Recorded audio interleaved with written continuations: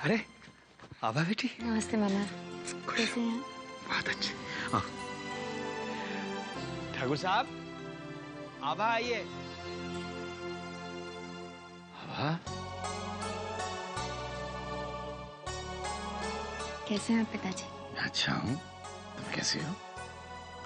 बैठो बेटा। नमस्ते मामा।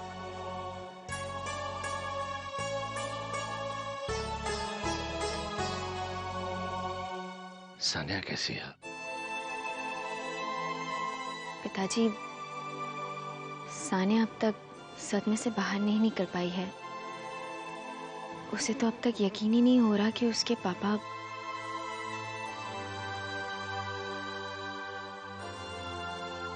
किसी भी बेटी की हालत ऐसी ही होगी। बहुत बुरा हुआ उसके साथ। हाँ राघव, माँ बाप का तो साया ही बहुत होता है बच्चों के लिए। जो भी हो, इसकी वजह से इन दोनों के हनीमून का तो सत्यानाश हो गया ना।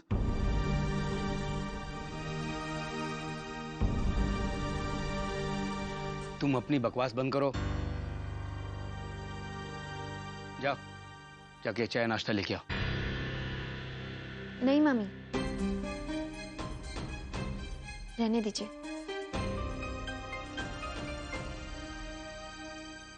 पिताजी, माँ कहाँ है? बेटा वो लता के डॉक्टर से मिलने गई हैं, दवा भी लानी थी कुछ, आ जाएंगी जल्दी। हम शायद तब तक इंतजार ना कर पाए। हमें बहुत जल्दी घर जाना है। असल में दादी सीढ़ियों से गिर गई।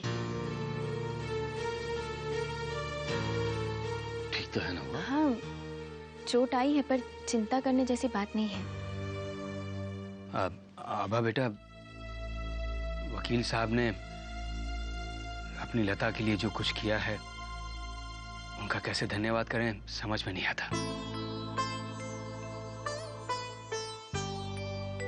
भगवान से यही प्रार्थना करेंगे कि वो ये मुकदमा जीत जाए। जी मामा। पिताजी, पापा ने हमें इस केस के सिलसिले में लता दीदी से कुछ बात करने के लिए कहा है। हम उनसे मिलके आते हैं। हाँ बेटा।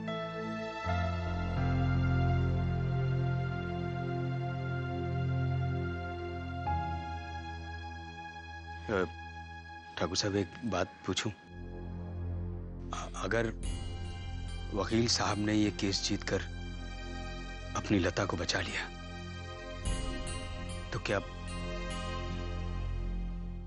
आप उन्हें माफ कर देंगे?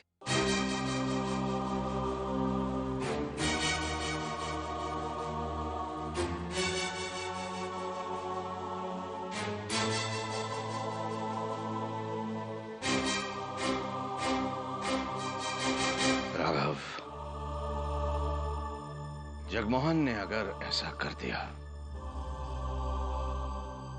तो हम ये दुश्मनी हमेशा हमेशा के लिए खत्म कर देंगे, दोस्ती में बदल देंगे इसे।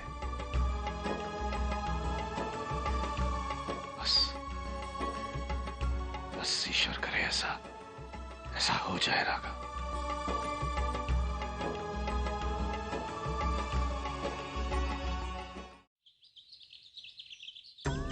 आपके दामाद सिमरजीत ने आपकी बेटी स्वर्णलता के खिलाफ एफआईआर लिखवाई है और उसने आरोप लगाया है कि आपकी बेटी स्वर्णलता अपने ससुराल से कुछ जेवर और नगद लेकर भाग गई है। आज तो तुम बच गई लता, लेकिन मैं इतनी आसानी से हार नहीं मानने वाला। छोड़ूंगा नहीं तुम्हें।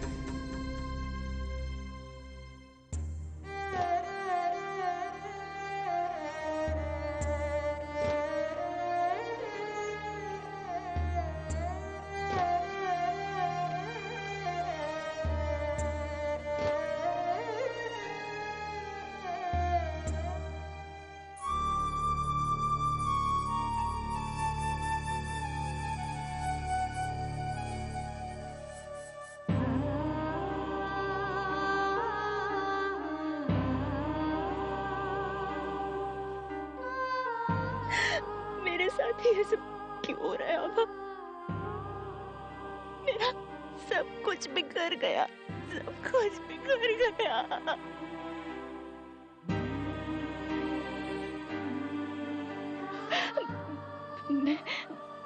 मैं इस बच्चे को जेल में जन्म नहीं देना चाहती, नहीं देना चाहती। नहीं दीदी, ऐसा कुछ नहीं होगा। हम ऐसा कुछ होने नहीं देंगे। वो आपको जेल नहीं ले जा सकती। कर केस हम जरूर जीतेंगे और समरजीत को उसके किए की सजा मिलेगी, जरूर मिलेगी। आपको सिर्फ हमारी थोड़ी मदद करनी होगी। हम कुछ सवाल आपसे पूछेंगे, उसका जवाब आप ठंडे दिमाग से सोच समझ के दीजिएगा। कुछ सवाल हैं जो पापा शायद आपसे ना पूछ पाए, इसलिए उन्होंने कहा है कि हम आपसे पूछें। अब बताइए, बताइए असल में हुआ क्या था? जब तुम्हें इस भवन की नीलामी के बारे में पता ही था तो अपने पिताजी से कहकर 25 लाख और मंगवा लेती उस महाजन से। मुझे तुम्हारे पिताजी से जितनी मीठी मीठी बातें करनी थी मैं कर चुका हूं। अभी नाटक करने की कोई जरूरत नहीं। आज से तुम मेरे कमरे में नहीं सोई।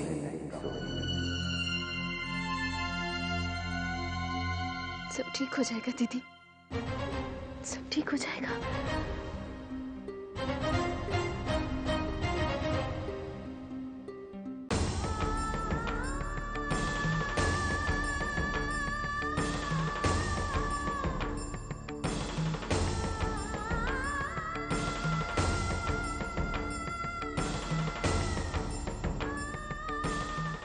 ऐसे नहीं मानोगी ना तो मुझे ऐसे बहुत से तरीके पता है।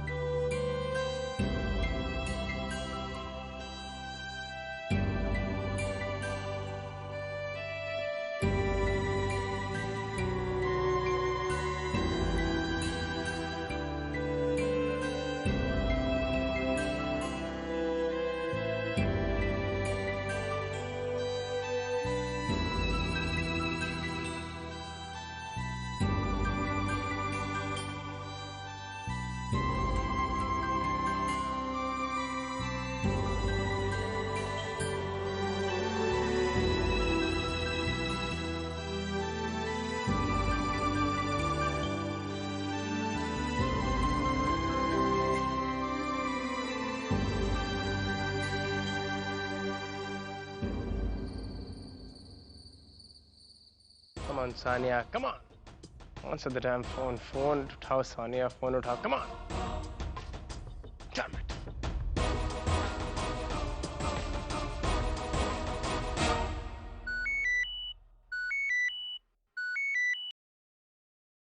हाँ संस्कार। करण, मैं कब से सानिया का फोन ट्राई कर रहा हूँ, फोन उठा नहीं रही। वो ठीक तो है ना? मुझे बहुत फिक्र हो रही है उसकी। संस्कार, फिक्र मत करो सानिया की। उसको डॉक्टर ने नींद का इंजेक्शन दिया हुआ है, इसलिए बेचारी सो रही है। जैसे ही उठेगी मैं तुम्हें फोन करवा दूंगा। Don't worry. ओके? थैंक्स। आभा को मिस कॉल पे मिस कॉल, सानिया को मैसेजेस पे मैसेजेस। तरीके अलग अलग हैं मगर मकसद एक है। रास्ते अलग अलग हैं मगर मंजिल एक है, आभा।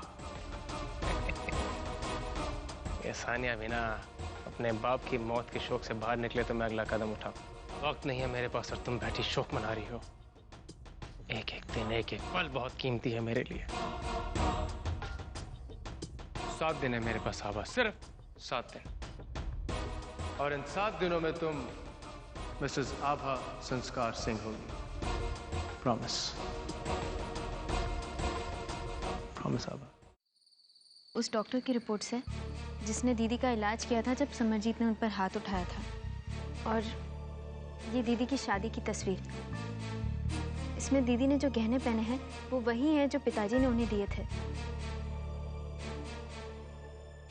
और इनमें से ही कुछ गहने लेकर वो घर आई थी।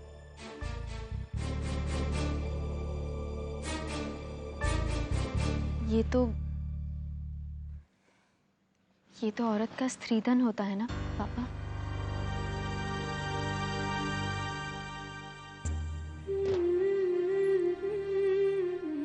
बहुत बहुत बुरे दिन देखे हैं दीदी ने इस शादी में। बहुत कुछ सहा है समरजीत के हाथों।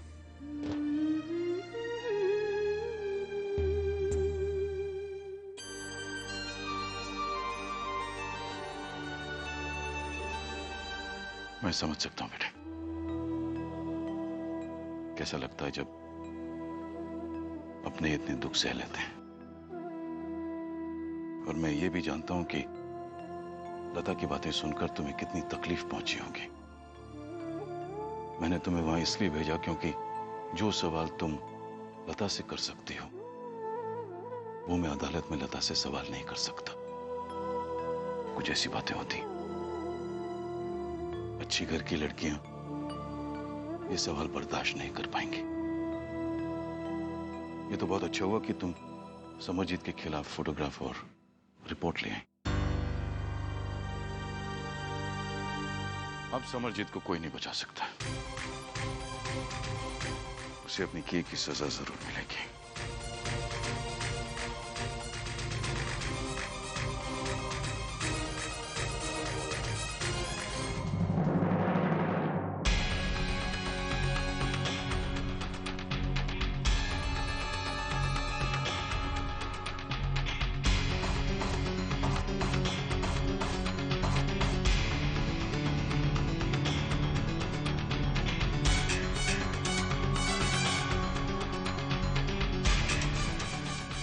ये फाइल मैं अपने साथ रूम में ले जा रहा हूं। तुम भी सो जाओ, थक गई होगी। Good night. Good night.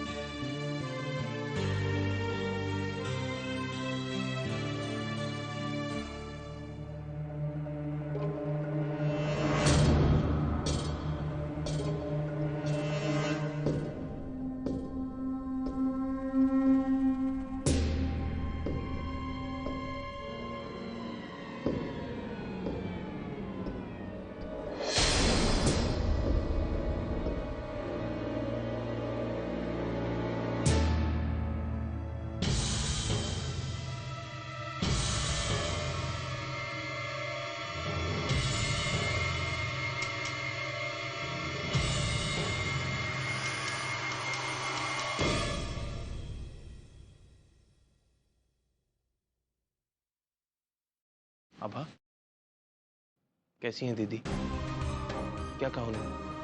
बहुत परेशान है। सच करण, कुछ लोग भूल जाते हैं कि पत्नी अर्धांगिनी होती है, पति का आधा अंग। जो लोग अपनी पत्नी को सम्मान नहीं देते, उन्हें अपना आधा हिस्सा नहीं मानते, वो लोग पति कहलाने के लायक ही नहीं होते। ऐसे लोगों को जीवन साथी का मतलब ही नहीं पता। और माता पिता अपनी बेटी से कहते हैं कि पति देवता होते हैं, पर अगर पति देवता क्या इंसानों जैसा भी व्यवहार न करे तो बेचारी लड़की कहाँ जाए। अब लता दीदी को देखो, उन्होंने अपने आप को समरजीत पे न्यौछावर कर दिया, और उन्हें बदले में क्या मिला? समरजीत ने उन्हें इतना दुख दिया, इतना जुल्म किया उन पर, और मजबूर कर दिया घर छोड़ने के लिए। कभी कभी हमारा मन करता है कि हम एक एक आंसू का बदला ले समरजीत से। बस मन मेरा भी वही करता है आभा, कि समरजीत जैसे बदतमीज इंसान का मुंह काला करके उसे जूतों का हार पहना के बीच चौराहे पे खड़ा कर दो। लेकिन हर चीज पे हमारा बस नहीं होता। करण पापा केस जीतेंगे और समरजीत को उसके किए की सजा मिलेगी ना? हाँ आभा, पापा केस जरूर जीतेंगे। और जब हम सब हैं लता दीदी के साथ, तो दीदी को डरने की क्या जरूरत है?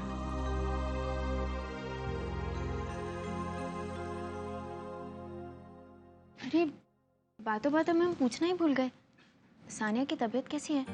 और वो उठी? नहीं, बेचारी अभी तक सो रही है।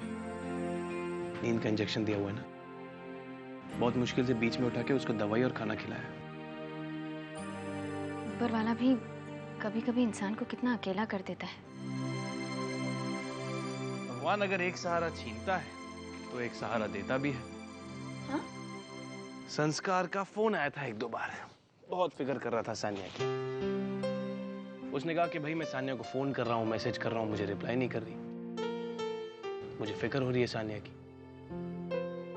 तो मैंने उससे कहा कि सानिया को नींद का इंजेक्शन दे के सुलाया है, जब उठेगी तब मैं उसे कहूंगा कि तुम्हारे फोन रिप्लाई कर दे। जानते हैं करण, सानिया को भी ना संस्कार की बहुत चिंता रहती है। हमने भी दिल्ली में नोटिस किया, अंकल तो चाह रहे थे कि सानिया और संस्कार की शादी हो जाए। उन्होंने हमसे संस्कार से बात करने के लिए भी कहा था। अंकल के रहते तो शादी नहीं हो पाई, पर अब जरूर हो सकती है। वैसे भी सानिया को एक साथी की बहुत जरूरत है, जो हमेशा उसके साथ रहे। अब मैं तो बस इतना चाहता हूँ कि मेरे दोस्त की मुस्कुराहट वापस आ जाए, वो फिर से खुश रहने लगे। बस हम भी यही चाहते हैं। संस्कार को यहाँ बुला लेना चाहिए ना? संस्कार को यहाँ बुला के उसकी और सानिया की शादी करा देनी चाहिए। और अब तो पापा भी लता दीदी का केस लड़ रहे हैं, तो लता दीदी केस तो जीत ही जाएंगी। और उसके बाद आपके पिताजी को भी पापा से कोई गिला शिकवा नहीं होगा। तो अभी फोन करिए ना संस्कार को। अभी? हाँ। लेट नहीं होगी? करिए ना। ठीक है।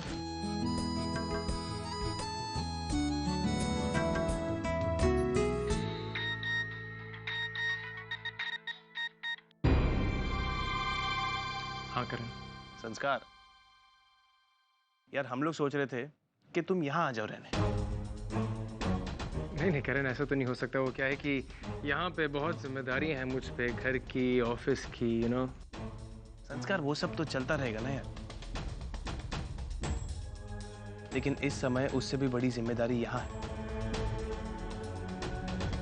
इस समय वो यहाँ है जिसे तुम्हारी सबसे ज्यादा जरूरत है। तुम समझ रहे हो ना मैं क्या कह रहा हूँ? हाँ मैं समझ रहा हूँ, मगर वहाँ कैसे आ सकता हूँ? ऐसे क्या? दीजिए, हमें फोन दीजिए। हेलो। हाँ, हम कुछ नहीं सुनना चाहते, तुम कल ही यहाँ आ रहे हो। नहीं, बस हमने कह दिया तो कह दिया। हाँ, बाय।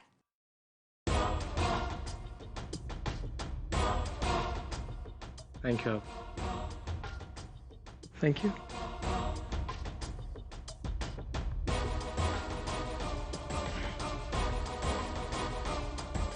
अब मैं तो कब से अपना सामान पैक करके बैठा हूँ। जानता था ना तुम्हारा बुलावा आएगा, मगर इतनी जल्दी आ जाएगा ये नहीं सोचा था। मुबारक हो संस्कार, कांग्रेट्स। अब तुम अपना खेल और भी आसानी से खेल सकते हो।